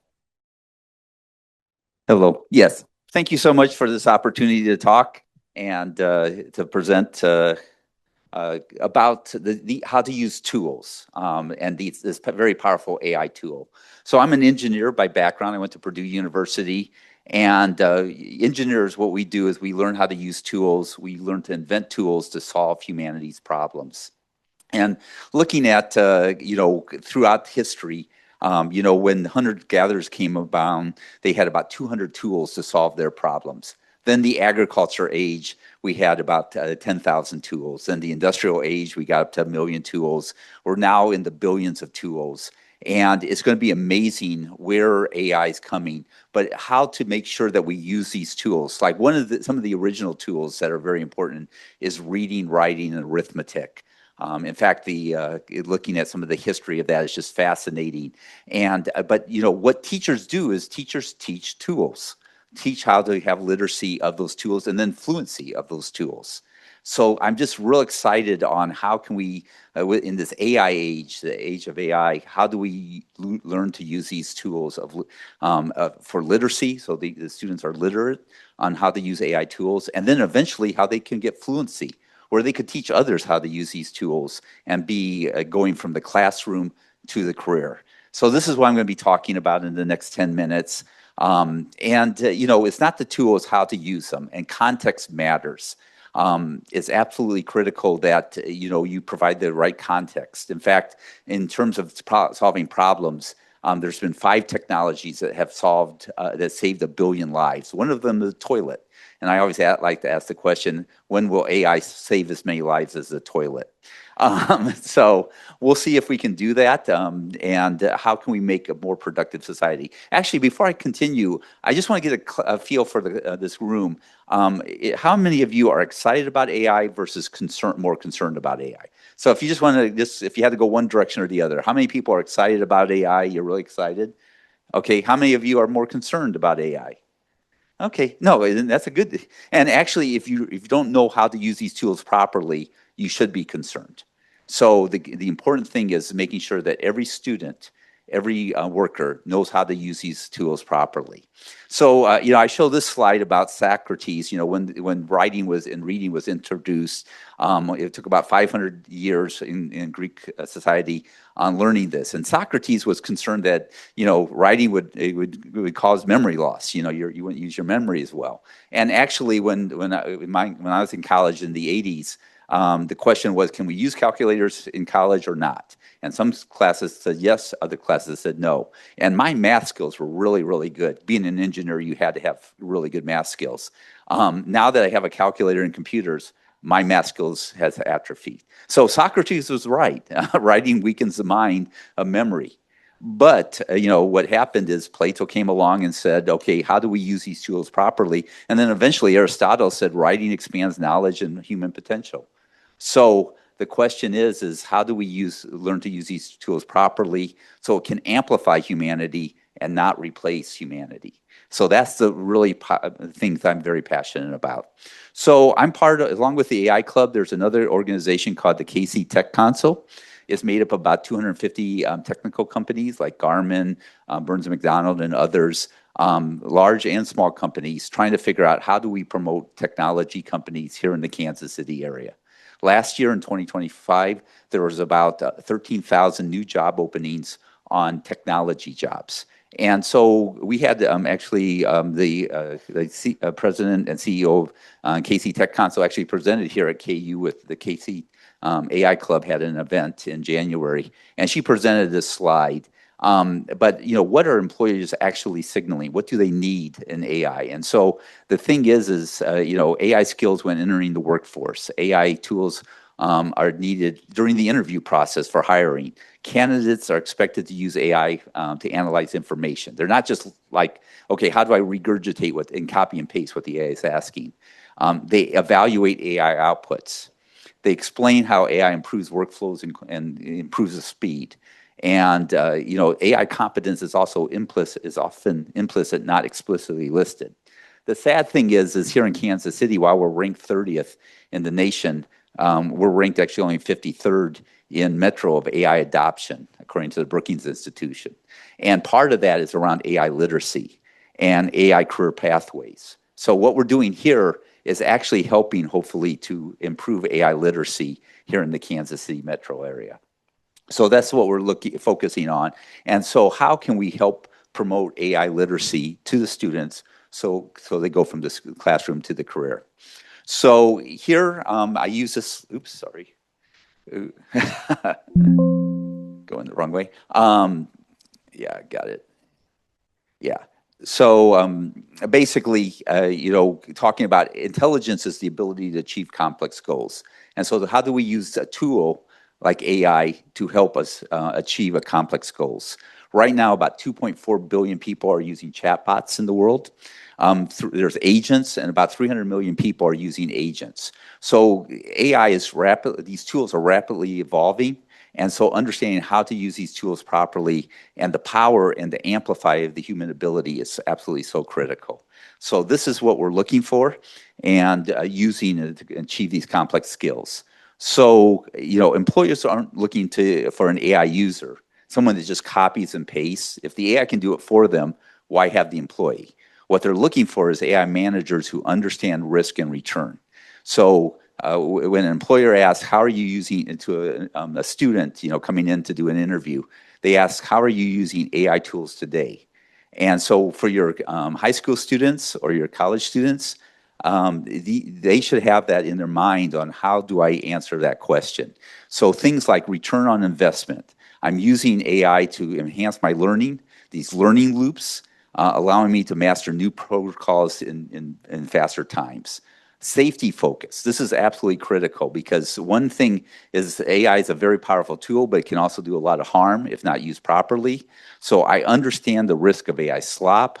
I use critical thinking to verify every output against company policy. So it's very important, as student, like some teachers say, no AI in my classroom.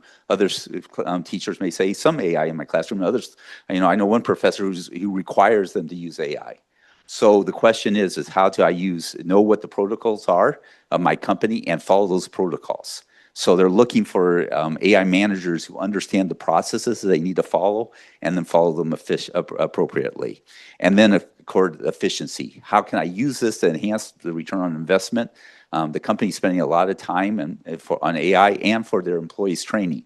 So making sure that these students can answer those questions as they're interviewing is absolutely critical. So, I've actually today in Texas, they're having an autonomous vehicle task force on how you roll out this technology. There's 6 million drivers right now in the country trying to, that drive for a living. And so how are they using that? And then as your students, they're trying to learn how to drive in general. So the more powerful the tool, the more it amplifies human ability, but the more dangerous that tool can be. So understanding, following those rules of the road. Not ignoring the rules and training.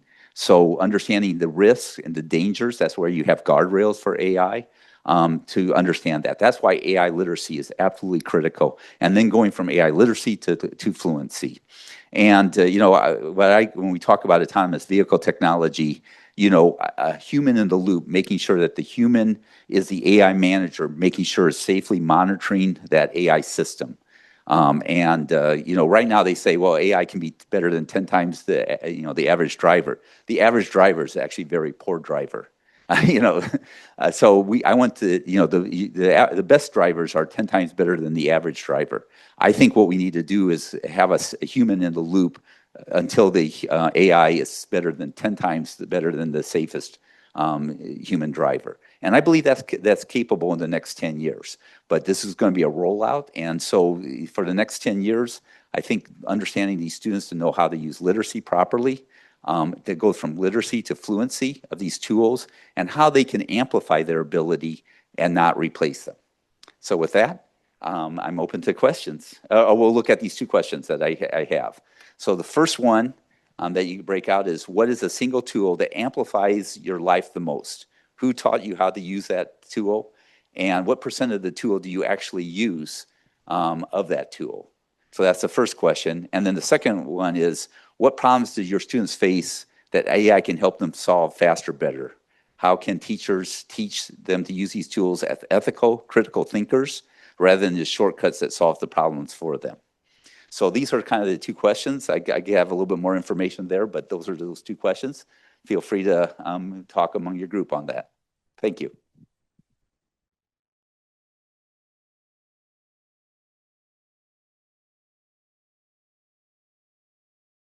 All right, everybody, what questions do we have for Doug? Right here. Yeah, and one comment before we go. If anyone who's interested in the Kansas City AI Club, just go to kansascity.ai. You have our list of our different events going on. And usually it's downtown Kansas City, but we do have it in different locations around the city, metro area as well. Thank you. I'm John Freestone, and I work for the Army Management Staff College. We're working on a course for a foundation's new civilians coming into the Army. And we're having a lesson that we want to talk about digital literacy and fluency. So is there an official definition of what those are, or should I contact you later on to get more information? Feel free to contact me on LinkedIn. You can look up go into AI on literacy versus and fluency. But my kind of definition is literacy, where you can operate. You're literate in the area. Fluency is you can teach others how to use these tools. You're you're fluent in it, just like you're fluent in a language. And, the one thing is these tools constantly change. I mean, if you look at Notebook LM, they just came up with a great update. So the one thing is humans are great at adaptability.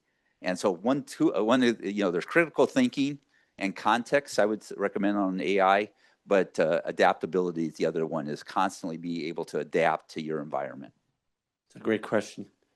By the way, I'm going to be teaching courses for a group at KU called Mosher, which provides courses for older people. So I'm going to be teaching courses on AI for the oldies, I'm calling it, and just a very different population to work with than children. They finger peck. They don't use thumbs and things. Other questions? Yeah, one question I would have here is, did anyone come up with an interesting problem for their students? Like, what problem are you trying to solve? Did anyone in the group that said, hey, this was an interesting problem to solve? Anyone wanted to mention that?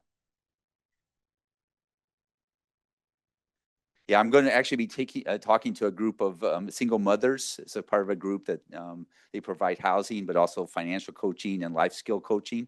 And I'll be talking about what problems are you trying to solve. So I had a list of them. One of them is getting into school. Another one actually is creating a menu. How many of you have taken a picture of like 5 things in your refrigerator and say, make me a menu that takes me 5 minutes to create? That's something you can do. And then make a picture of what it should look like.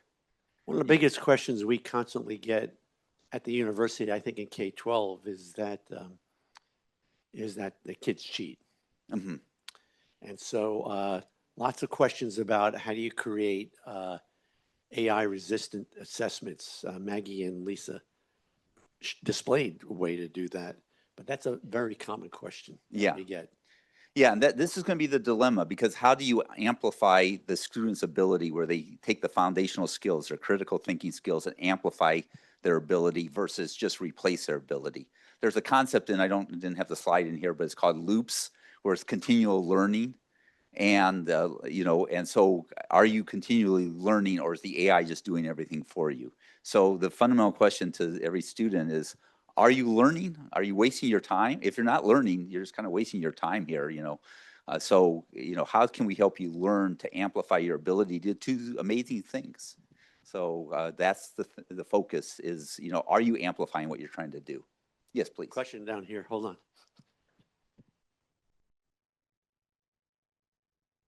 Well, I graduated School of Education at KU in '69. There was no such thing as yeah. There was no such thing as technology. We had audio visual. We had the old green, movie things and Wallensack tape recorders. Okay, now I'm trying to teach a research paper on a long-term sub last semester, and we did World Book and Britannica and paper note cards. These kids are doing everything online and teaching them procedures, thought processes, and taking notes, and then synthesizing those into your thoughts. But the tendency is that they just copy and paste paragraphs. It's very difficult to get them to synthesize facts into their own cognizant thinking, and put that into paragraphs and a thesis and then a conclusion. And that's one of the things that I really struggled with, because I knew how we did it, and I taught, community college comp too. And we did it that way, but now it's completely changed any type of research that these kids do. How do we teach them to take information and put it into their own vocabulary and their own fluent paragraphs and things like that. It's difficult. Yeah. In fact, one of the slides I created was on what critical thinking literacy skills. What are the top 10 literacy skills you need? And then what are the top 3? And one of them is being able to take a document, analyze it, and validate it. And, so is it true? Is it reliable? Is the data old? There's a book out there that says The Half-Life of Facts, that information gets outdated. And so am I looking at the latest information? So these are things that are absolutely critical, thinking through. And also, can you communicate it properly? Like, that's one thing about literacy.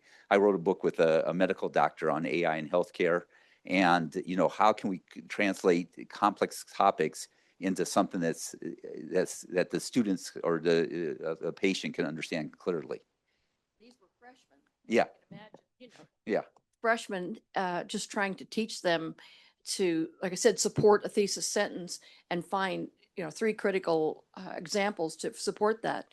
And just that thought process is difficult when it's all thrown at them, done. Yeah. They can Google it and find that in no time at all, but trying to make them think it on their own is difficult. Yeah. Well, one thing I do is I say, here's my thesis. Give me a steel man against my thesis.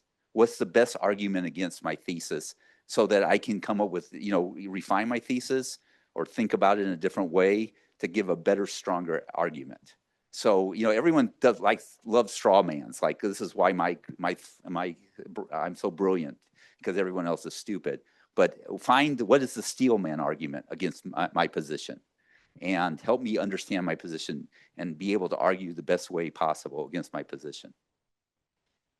So I believe that's fundamental to critical thinking skills.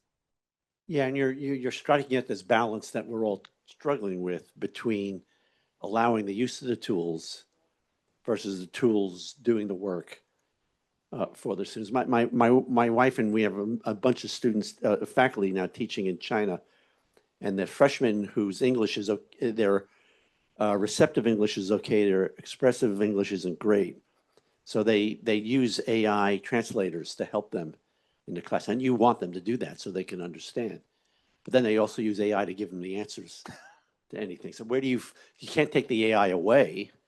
So where do you find that balance? And I think Maggie and Lisa gave some great examples of things you can do. And when we get better at creating bots and agents and all that, I think that'll make it easier.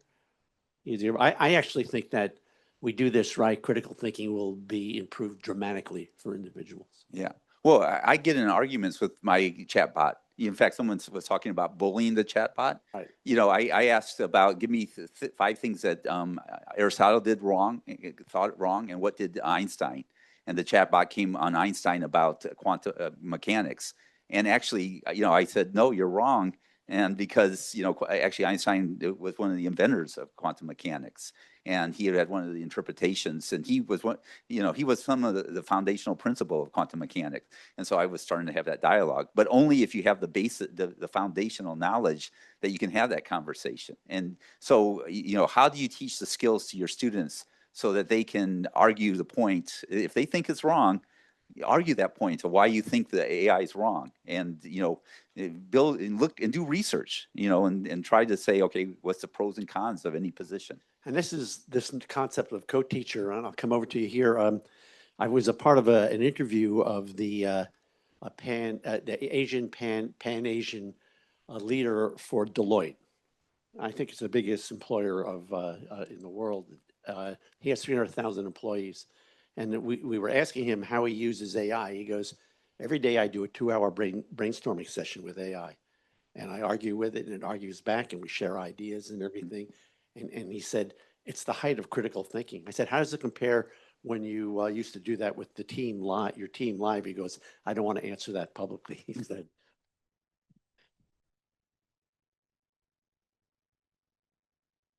I teach physics, and one of the things that I got some real leverage out of early on was giving unlabeled problems, just a picture of a rock falling and saying how far away does the rock land. And the real test was students using a chatbot to say, well, what questions do you need answered? you know, they'd have to ask, well, what's the mass? What's the, you know, how fast is it moving? What's the angle that it's going? So it was all unlabeled with nothing, because word problems can just go into Google and come out with an answer, but an unlabeled picture, they would have to ask the right questions in the chatbot. That's something I really enjoyed. As well, my question is, what would you want students to be able to come out to be good technical people besides just the math skills, things like that, asking questions? Yeah, I mean, to get the best answer, you need to have a good question, right? And then setting up the problem as well. You know, you know, again, what we want, we have lots of problems in this world. And the question is, what problems do you want to solve and how can we solve them? And so setting up the problem statement is so absolutely critical. And this, again, this is the dialogue. So, you know, the thing that I'm most concerned about students is they just, you know, copy and paste the homework assignment and get an answer and just paste that in. You know, have that dialogue with the AI. Say, okay, help me understand the context. Context is everything. You know, help me set up the problem. You know, and more information do I need to think about before I even ask the question? You know, so context, you know, the first thing you should do before doing a prompt is saying, help me create this prompt so I can have the best answer possible. So that's kind of the things I would, you know, look at. And for workforce development and career development is like, you know, one of the things I'm talking to these moms is like, okay, what are you interested in your career? And then, you know, how do you prepare for an interview? You know, and then use the AI to have them ask questions. You know, in fact, when I apply for jobs now, you know, I can, not that I need a job, but, you know, I put the job description, I put it against my resume and I say, okay, tell me you know, what would be the discussion I would have with this job interview if I was interested in this job? So these are the things, you know, to really have that dialogue. So if you're only having one-way communication and just one prompt, you know, input the prompt and then get the answer, you're not using AI right.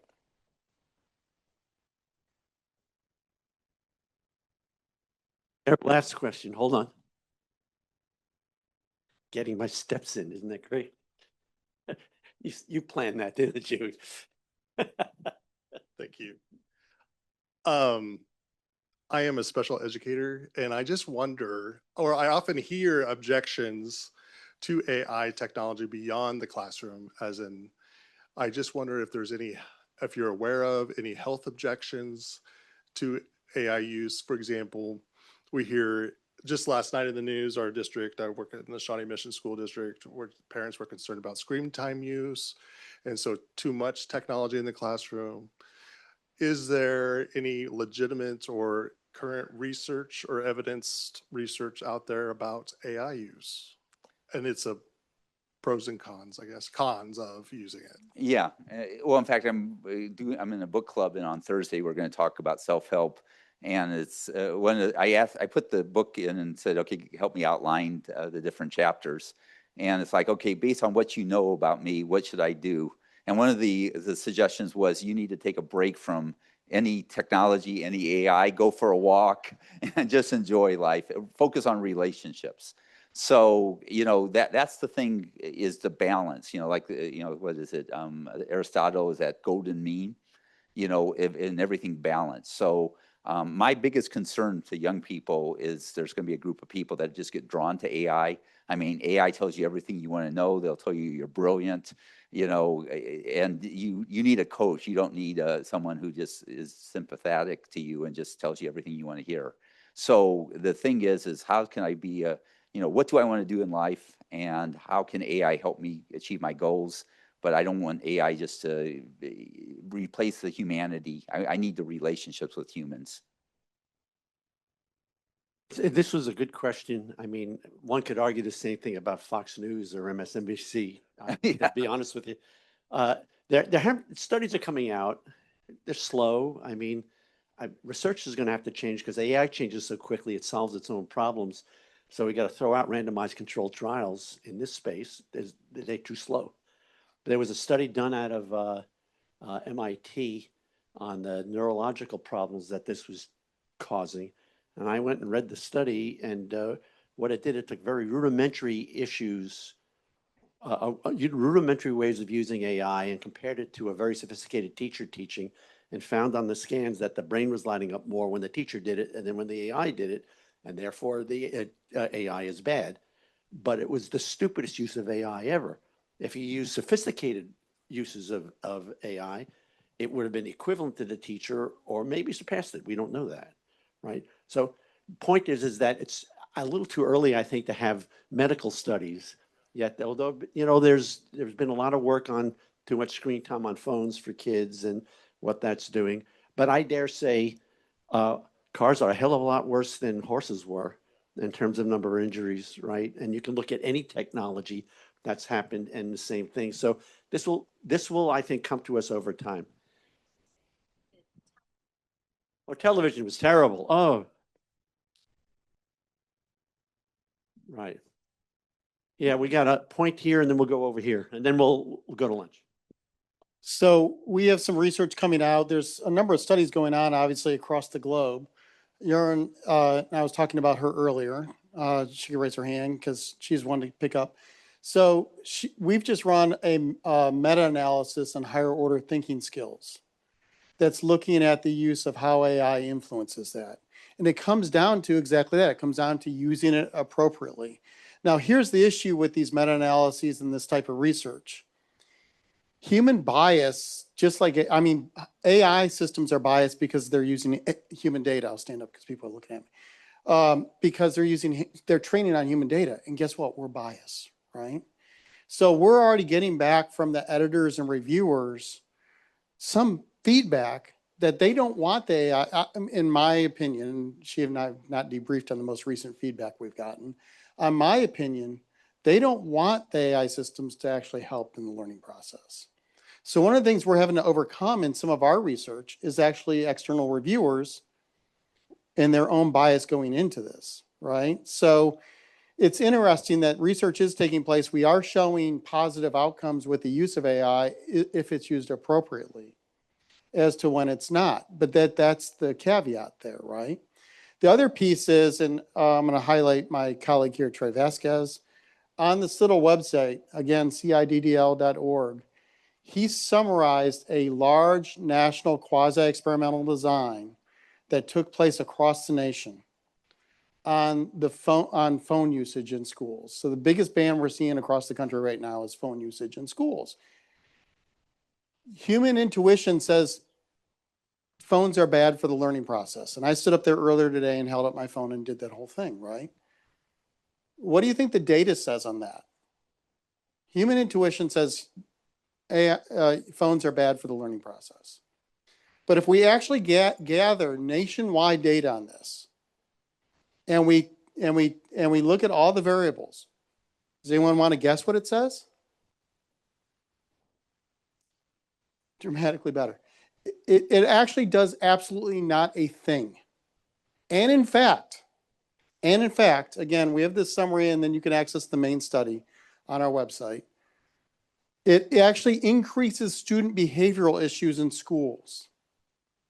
Long-term impact, like I said today, we're not teaching digital literacy and how to use these devices and this technology appropriately. So we're banning it and we're pretending it's going to go away. It's not going to go away. And we're going to continue to have these problems in our society because we're not preparing people for them. So it's a short-term resolution for a long-term issue. So we have data that actually says these things help.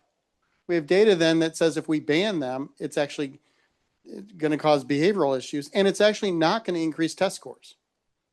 So there you go. I think we have one more question. Somebody over here? No? I always, on the phone, I always think that my phone has more power than all the computers that NASA had when they put a man on the moon. And we don't train our people how to use that. We ban that. We are out of our minds. I'm sorry, that is crazy. Jamie's right. If we train them how to use it, then they'll use it appropriately. Doug, I'm thrilled you were here. Thank you so much. Thank you so much.